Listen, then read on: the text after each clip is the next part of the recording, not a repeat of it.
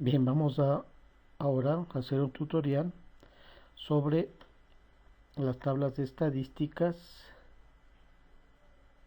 en su realización. Para esto vamos a utilizar la hoja 19.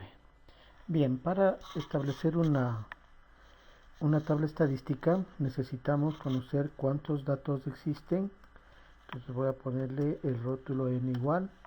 Necesitamos conocer el número de grupos, el valor máximo, el valor mínimo, el rango,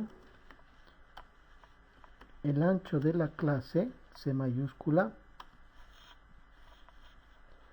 y para esto voy a ver cuántos datos tengo acá y voy a utilizar la función igual contar. Abrimos paréntesis, seleccionamos todos los datos, damos un enter y tengo 100 datos. Para esto,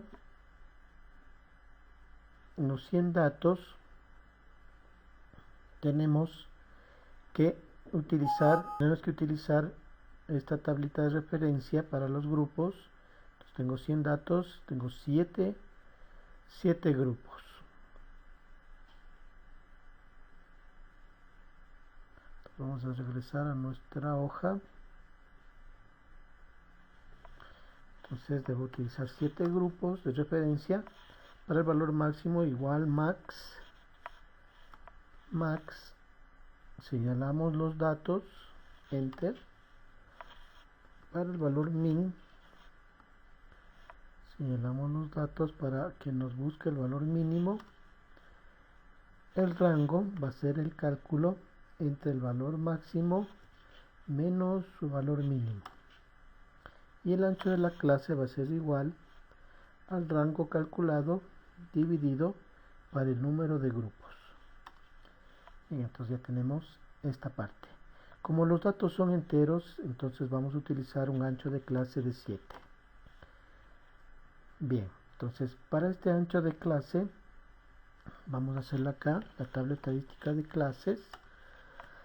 Voy a justificar este rótulo y aquí nos dice que vamos a utilizar 2, 3, 4, 5, 6, 7 grupos, la estadística, ¿no? Los 7 grupos que tenemos.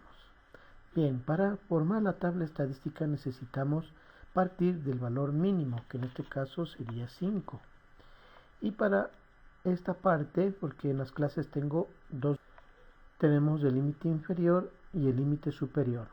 Partimos del valor mínimo y para el límite superior de este intervalo de clase va a ser igual al valor que quedamos acá a la izquierda más nuestro ancho de clase. Entonces aquí puedo poner clic derecho y aplastar la tecla F4 para que el Excel me vaya sumando siempre este valor constante de celda. Si no, podríamos poner el valor de 7. Entonces podemos ya copiar esto en mis grupos y acá en el intervalo de clase, cada intervalo de clase tendrá su límite inferior, su límite superior, y para esto tiene que diferenciarse en una unidad. El último número tiene que sumarse, en este caso tiene que ser igual a este valor que está en la parte superior más 1. Entonces va a partir de 13. Copiamos esta parte y se nos actualiza la tabla. Para controlar que la tabla esté correcta, vemos que el valor máximo 56 va a ingresar en este intervalo entre 53 hasta 60. Muy bien, vamos a determinar las frecuencias, la técnica de reconteo, de decir cuántos datos ingresan en cada intervalo de clase. Para esto marcamos o seleccionamos los cajoncitos donde van a ir las frecuencias y utilizamos la función frecuencia. Y aquí nos dice los datos, señalamos los datos, punto y coma, y señalamos los grupos, que en este caso serán los límites superiores de la clase. Señalamos solamente esta columna. Y luego aplastamos simultáneamente Control Shift y damos Enter. Si sumamos estas frecuencias nos deberá dar el número de datos. Entonces vamos a ponerle forma y sería el fin de este tutorial.